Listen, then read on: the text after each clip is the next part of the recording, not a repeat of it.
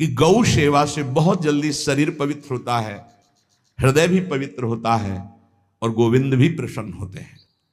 यदि गाय घर में पाली जाए या गौशाला खोली जाए और गौओं की सेवा की जाए, जिनके पास अर्थ है, भाव है, भगवान स्वयं श्री कृष्णचंद्र जी ने गौ सेवा स्वीकार की, गौवें चराई।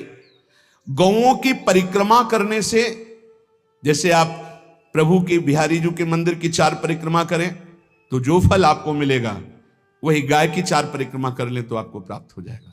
गौ की प्रदक्षिणा से, गावः प्रदक्षिणी कार्यावंदनीया ही नित्यशः, जो रोज गाय को प्रणाम करता है और गाय की प्रदक्षिणा करता है तो भगवत प्रदक्षिणा का उसे फल प्राप्त होता है। यदि घर में गाय बंधी है और भूखी है और प्यासी है तो तुम्हारे सारे पुण्य नष्ट हो जाएंगे।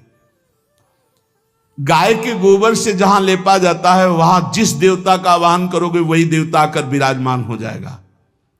गौवें जहां विराजमान रहती, गौशाला में भजन करे तो कई गुना बढ़कर के प्राप्त होता है। जहां गौवें विराजमान होती हैं वो बड़ा पवित्र दिव्य तीर्थ स्थल माना जाता है। अपवित्र भूमि में भी यदि गाय के गोबर का लेप कर दिया जाए तो परम पवित्र मानी जाती है। गाय बहुत पवित्र, जहां वो बैठती है, जहां वो मूत्र त्याग करती, गोबर त्याग करती, वो स्थान तीर्थ तुल्य पवित्र माना जाता है। कितना भी बड़ा पापी हो, अगर पंचगव्य पिलाया जाए तो वो वैदिक मंत्रों को स्वीकार करने लायक हो जाता है, पवित्र हो जाता है। पंचगव्य में 5 चीजें गाय की होती है: गाय का मूत्र, गाय का गोबर, गाय का दूध, गाय का दही और गाय का घी। ये 5 मिलाकर पंचगव्य पिलाया गया था। पहली बार जब वैदिक मंत्र दिया गया था तो पंचगव्य बनवाया था गुरुदेव भगवान ने संन्यास, और वो पिलाया था। ये पंचगव्य पिलाने से अपवित्रता का नाश होकर पवित्रता का संचार होता है। इसलिए धन्य है उनका जीवन जो गौ सेवा परायण है, भगवत भाव से। गाय में साक्षात भगवान का भाव रखकर गौ सेवा करते हैं। गाय बंदी हो घर में, वो प्यासी है और भूखी है, तुम्हारे सुकृत नष्ट हो जाएंगे। तृषिता गौर गृहे बद्धा, क्योंकि तुम्हारे पास है, सेवा करना चाहिए। यो वै गाम प्रतिसिद्धेन तो चरंतिम च स्वतरणम नरहा तस्य पूर्वे च पितरः कंपन्ते पतनोन्मुखा। यदि गाय हरी हरी घास चर रही कहीं और तुमने डंडा ऊपर प्रहार किया और लाठी मारी तो तुम्हारे पितर खोपड़ी के बल नरक जाने के लिए तैयार हो गए। ये लिखा है कि जो प्रतिदिन अग्रग्रासे परोभावा कर्तव्यो भक्ति तोन्वहम अकृत्वा स्वयं आहारम कुर्वम नापनोति दुर्गतिम।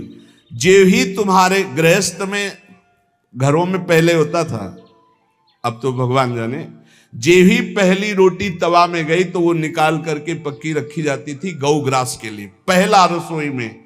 तो इसमें लिखा प्रतिदिन स्वभोजनम, पहले स्वयं भोजन न करके गाय के लिए ग्रास निकालना चाहिए। जहां गौ को माता की पदवी दी गई, जहां गौ को हम आराध्य देव के रूप में मानते हैं, आराधना करते हैं, गौ रक्षा, गौ सेवा, ये बहुत बड़ा इसमें छुपा हुआ है। स्वयं भगवान अवतरित होकर गौ रक्षा, जब गाय के रूप में पृथ्वी रमाती तो भगवान का अवतार हुआ है। बड़ा विचित्र समय आता चला जा रहा है कि अब आधुनिक यंत्रों की ऐसी सेवाएं हो गई बड़ी बड़ी कि अब ना बैल की जरूरत है, और ऐसे दूध की महंगाई बन गई कि अब देसी गाय 2 लीटर 3 लीटर 4 लीटर, और ऐसी ऐसी कि 20-20 25-25 लीटर दे तो कौन देसी गाय को। तो गौओं का सेवा का भावना शास्त्र आज्ञा करता है। जो प्रतिदिन गौग्रास निकालता है, अर्पित करता है, तो उसको अग्निहोत्र करने का फल मिलता है, उसके पितरों को तृप्ति मिलती है और समस्त देवताओं के पूजन का फल मिल जाता है जो गौग्रास निकाल। जिनके पास अर्थव्यवस्था, जो गृहस्थ धर्म में है या जिनके पास अर्थ है, कुछ रोज 1 रुपया निकालो।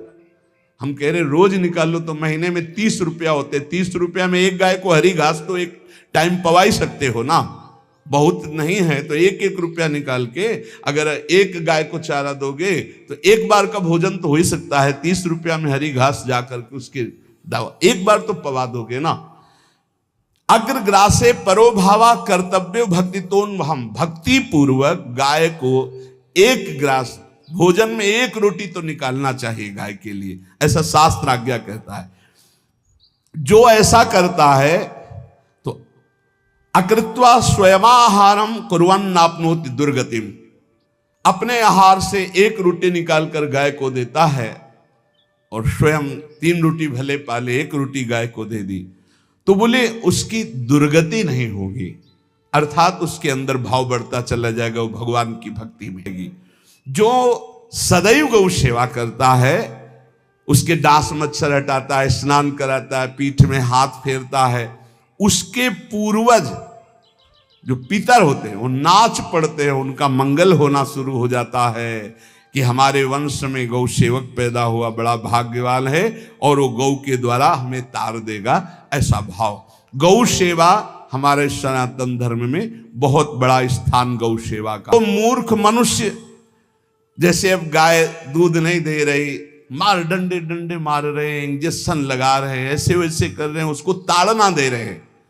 तो बोले जो मूढ़ बुद्धि मूर्ख मनुष्य यो वही ताड़ते यष्ट्याधेनुम मर्त्यो विमूढ़धि, वो गाय को लाठी से मारता है, डंडे से मारता है, हाथों से मारता है तो धर्मराजस्य नगरेशा याति करवर्जिता, धर्मराज जी पहले अपने नरक में ले जा करके उसके कहते थोड़े थोड़े तिल तिल करके पहले इसके हाथ काटो, मरना है नहीं वहां, अब आराम आराम से थोड़े थोड़े पहले हाथ वर्जिता है, इन्हीं हाथों से गाय को मारा था ना, तो ऐसे थोड़ा थोड़ा काटा जाता है उसके हाथ।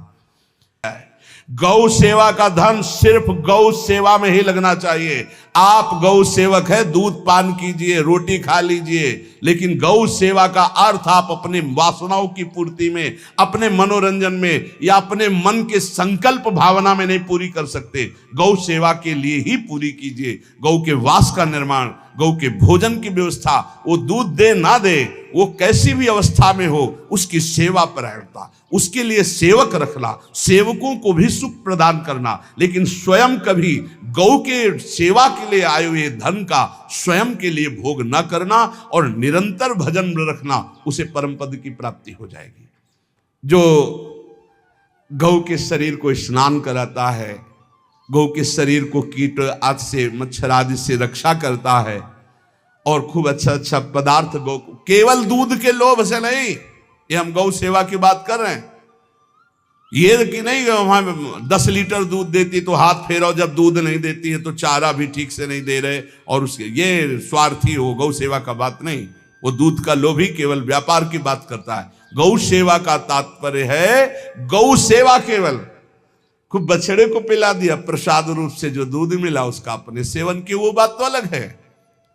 अब बछड़े को तो जरा सा केवल पिन्हाने के लिए कर दिया और खूब सारा दूध लीटर में नाप करके जा रहा है और उस समय तक तो खवाओ पियाओगे ही खूब अच्छे से, उसके बाद जब दूध देना बंद किया तो उसका आदर सत्कार खत्म, खोल के बाहर ऐसे वो प्लास्टिक खाते घूम रही है, तो ये गौ सेवा नहीं मानी जाएगी, वो स्वार्थ पूर्ति मानी जाएगी।